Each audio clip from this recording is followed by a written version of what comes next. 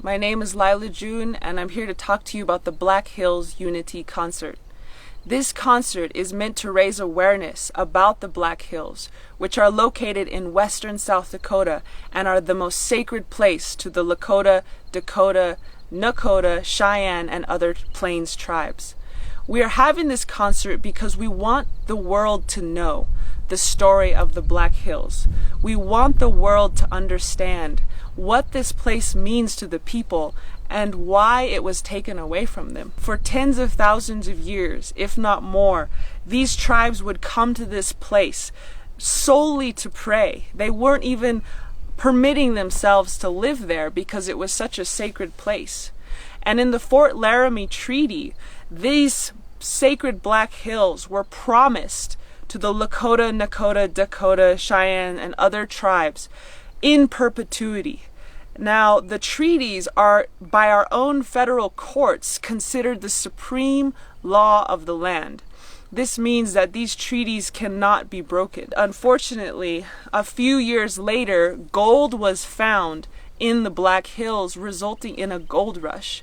And the most sacred place that these tribes had been going to offer their prayers, to do their vision quests, to do their sun dance and their sweat lodge, was plundered. And at that time, the tribes were very concerned, and they fought very hard for many, many decades to get the Black Hills returned to them. And it came where the Supreme Court even saw the case about this, and they ruled in favor of the Lakota, Nakota, and Dakota peoples. But instead of returning the land to the tribes, as this treaty had promised, instead they said, you know what, we're wrong, and we took this land from you. And what we're going to do to make up for it is we're going to pay you large sums of money to compensate you for the theft of these lands. The Lakota, Nakota, Dakota peoples have a very high poverty rate, and they actually have the highest infant mortality rate in the Western Hemisphere after the country of Haiti. And yet, even though they have huge issues of impoverishment, they still refused the money, saying that the Black Hills are not for sale. Because these Black Hills have no price. They have no way of valuing them in Western terms. They are invaluable. And so the tribes refused the money. And that's where the story sort of was left in limbo. And at this time, the tribes are not able to get the Black Hills back because the U.S. government still refuses to do so, saying, we offered you compensation and you didn't take it, therefore we've done all we can. But the U.S. government has not done all that it can, and we all know this. And so the Black Hills Unity Concert is meant to raise awareness and to galvanize energy, motivation, alliances, and support to start turning the wheels to get these hills back into the guardianship of the Plains tribes. And it's very important that these tribes receive guardianship of the Black Hills because their ancestors tended and nourished and took care of this land for so long, and it was so healthy. And when Western control took over these hills, you have uranium mining, gold mining, and all kinds of environmental issues that are affecting the integrity of the land. And so it's vital that we return these hills to the people, not only because it's right, not only because it was promised by a treaty, not only because it's what is just, but because these hills really do hold a potent, sacred power that the whole earth depends on for its smooth functioning. These Black Hills are like a doorway. They're like a gateway between the spirit world and the physical world. And we need this site so that we can continue to keep the prayers going, to keep this doorway open. And this area is also somewhere where we are now considered trespassers in our own land, trespassers in our own place of prayer. And we need to create some kind of agreement to not only honor this sacred site, but to honor the sacred sites around the country and around the world. And this is a place where we could create a model that can have a huge effect on how sacred sites are treated across the country. And it's very important that we do this concert in the most delicate and respectful way possible, because this is not a place to hold any type of concert.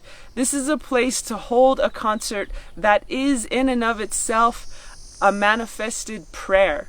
And so when we have these musicians coming, musicians like Prolific the Rapper, who did a lot of service at the Standing Rock movement, musicians like Rey Zaragoza, who is trying to bring awareness about environmental issues, artists like Juan Blichea, who's indigenous to the LYLA community and is really raising awareness about returning to traditional, sophisticated, sustainable lifestyles.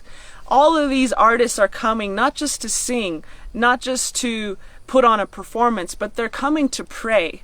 They're coming to give a message to the people that will heighten our awareness about what we need to do as human beings on this earth right now. And so this concert is designed very carefully, and we have it such that we will have workshops, we'll have speakers and films, we will have a water protector honoring ceremony, and we will have a special school that will be available to Lakota youth.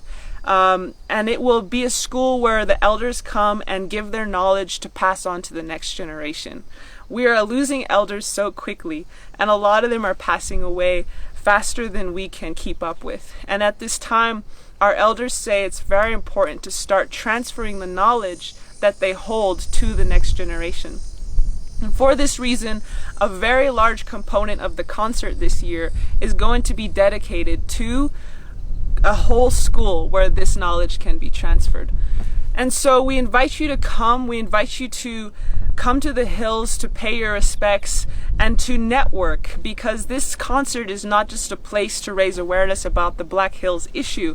It's also a place to raise awareness about other issues affecting indigenous communities now. Issues such as language extinction, issues such as uranium contamination, water protection, missing and murdered indigenous women, and many other youth suicide, and many other issues that are affecting Native communities across the country and across the globe.